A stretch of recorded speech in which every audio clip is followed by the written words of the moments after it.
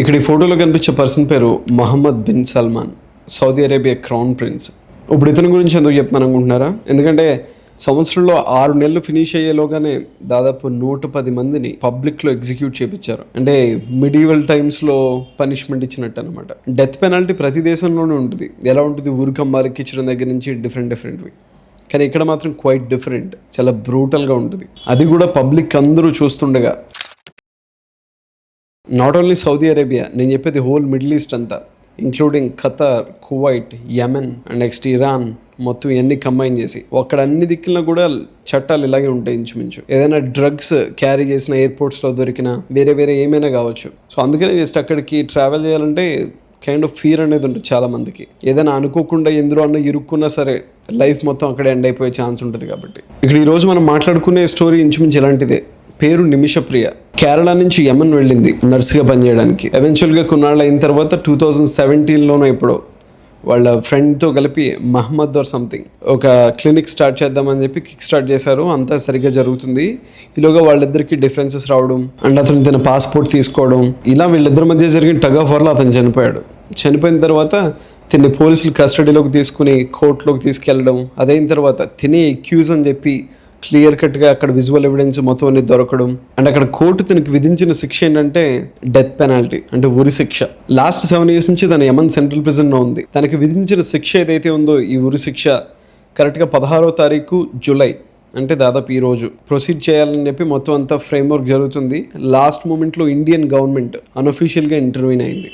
Official pathways కూడా చూశారు, but just కానీ అలా చేయకూడదు అని చెప్పి, అంటే దానికి ఒక నార్మ్స్, అంటే ఎలా చెప్పాలంటే మీకు కొన్ని రెగ్యులేషన్స్ ఉంటాయి గవర్నమెంట్ ఇంటర్వ్యూన్ అయ్యే విషయాల్లో. సో కొన్ని లిమిటేషన్స్ ఉండడం వల్ల they can do anything. So unofficial వేస్ని చూసుకుని గవర్నమెంట్ చేయాల్సిందంతా చేసింది. ఎక్స్టర్నల్ మినిస్ట్రీ మొత్తం అందరూ కూడా ఇంటర్వ్యూన్ అయ్యి ఇప్పుడు ఆ శిక్షని పోస్ట్పోన్ అయితే చేయించగలిగారు, కానీ మన వాళ్ళు కంప్లీట్గా తను ఇంకా బయటకు తీసుకురాలేదు. ఇది ఈ రోజు జరిగింది కాబట్టి మనందరికీ తెలుసు ఎలాంటి వందలాది స్టోరీస్ ఉన్నాయి. మేబీ వేలు కూడా అయి ఉండొచ్చు. ఒక సినిమా కూడా వచ్చింది 2017లోనో 18లోనో. మిడిల్ ఈస్ట్లో చట్టాలు అనేవి ఎంత టఫ్గా ఉంటాయి. ఒకసారి అటు ఇటు అయితే ప్రాణాలు పోవడమే. అటు ఇటు అయ్యి ఎందులో అయినా జస్ట్ చిక్కుకున్నా సరే దానికి మనం ప్రాపర్ ఎవిడెన్స్ చూపించకపోతే యూ విల్ బి ఎగ్జిక్యూటెడ్ పబ్లిక్గా. అండ్ ఇండియా నుంచి మిడిల్ ఈస్ట్ చాలా మంది ఇలా వర్క్ అని వెళ్తారు కదా. సో అక్కడికి వెళ్ళేటప్పుడు వీళ్ళ మధ్య మిడిల్లో ఉండే మిడిల్ మ్యాన్ ఏజెంట్స్ ఎవరైతే ఉంటారో వాళ్ళు ఎక్కువ మనీ తీసుకోవడం, ఇంచుమించు మోసం చేయడం లాంటిది. స్టోరీస్ కొన్ని బాగానే నడుస్తాయి. అక్కడ వర్క్ బాగుంది, యజమానులు సరిగ్గా ఉంటే ఇట్స్ ఓకే. కానీ అటు ఇటు ఏమైనా డిఫరెన్సెస్ వస్తే మాత్రం అక్కడ వాళ్ళని అబ్యూస్ చేయడం, లేకపోతే ఇప్పుడు నేను చెప్పాను కదా ఎగ్జిక్యూషన్స్, లేకపోతే వాళ్ళకి సంబంధించిన డీటెయిల్స్ కంప్లీట్గా ఇక్కడ ఉన్న వాళ్ళకి ఇంట్లో వాళ్ళకి కూడా చెప్పకపోవడం.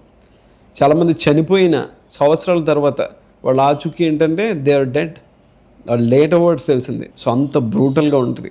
ఇది ఇప్పటి నుంచో కదా, ఎప్పటి నుంచో నడుస్తుంది, దాదాపు ఒక 15 ఏళ్ళు 20 ఏళ్ళ నుంచి కూడా. సో రీసెంట్ టైమ్స్లో ఈ మూవీస్ ఇంటర్నెట్ రావడం వల్ల మనకి క్లియర్ కట్గా ఎలాంటి స్టోరీస్ అన్నీ బయటకు వస్తున్నాయి. ఇక్కడ కంక్లూజన్ ఏంటంటే ఇలాంటి జాబ్స్ అన్ని చాలా రిస్కీ. అండ్ నెక్స్ట్ బెంగ రావడం, చాలామంది వెళ్ళిన తర్వాత తిరిగి ఫోన్ కాల్ చేసి నేను అక్కడ ఉండలేను వచ్చేస్తానని చెప్పినా సరే మీరు ఆల్రెడీ ఇక్కడ బాండ్ రాశారు, లేకపోతే ఇంతవరకు టైం పీరియడ్ ఉంది, మీరు ఎలా వెళ్తారని చెప్పి వాళ్ళకి వెళ్ళనివ్వకపోవడం, వాళ్ళ పాస్పోర్ట్లు లాక్కోవడం, చాలా పెయిన్ఫుల్ స్టోరీస్ ఉంటాయి. సో గవర్నమెంట్ దీనికి ఒక పర్ఫెక్ట్ పాత్వే క్రియేట్ చేసి ఇలాంటి మిడిల్ మ్యాన్ని, అంటే ఏజెంట్స్ని కానీ వాళ్ళందరినీ పక్కకి తప్పించి గవర్నమెంట్ డైరెక్ట్గా ఒక వే క్రియేట్ చేస్తే that will be a very nice idea.